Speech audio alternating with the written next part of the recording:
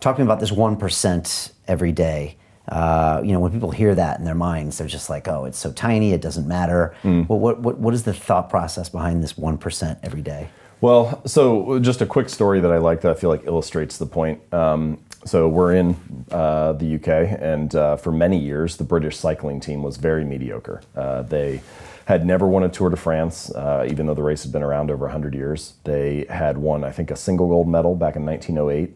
And so they brought in this new performance director, 2003, 2004, and he believed in this concept that he called the aggregation of marginal gains. And so he described it as like the 1% improvement in all the areas related to cycling.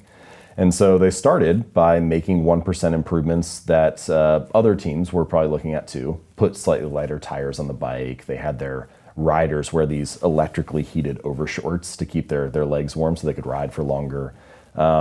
They had different biofeedback sensors that each rider would wear, and then they adjusted the programs to each individual. But again, competitive field, a lot of teams are doing that. So then they did a bunch of 1% changes that nobody else was thinking about. Like they hired a surgeon to come in and teach them how to wash their hands to reduce the risk of catching the cold or getting a flu. They split tested different types of massage gels to see which one led to the fastest form of muscle recovery. They even figured out the type of pillow and mattress that led to the best night's sleep for each rider, and then they brought that on the road with them to big events like when they were at hotels for the Tour de France and things like that.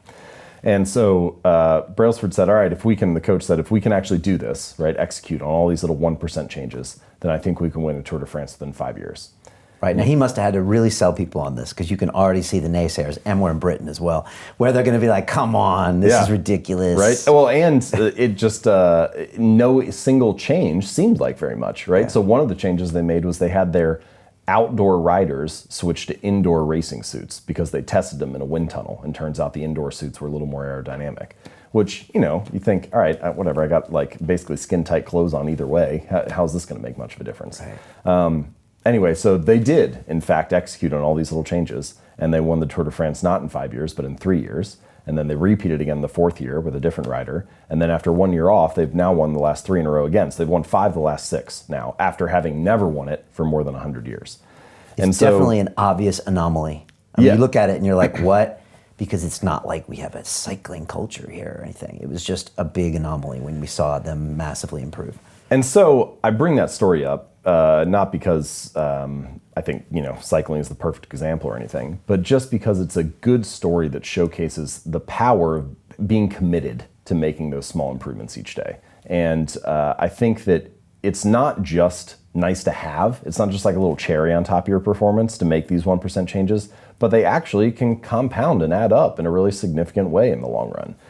And habits are a lot like that. They're not exactly like compound interest, where you kind of like hit that hockey stick portion of the curve, but they really feel like that a lot. Like we were saying just a few moments ago, it feels insignificant on any day, but then you turn around 10 years later and it's actually, you're surprised by where you end up. And that's a hallmark of any compounding process, that the greatest returns are delayed. And so habits are like that too. They don't feel like much on any given day, but they really add up over the months and years.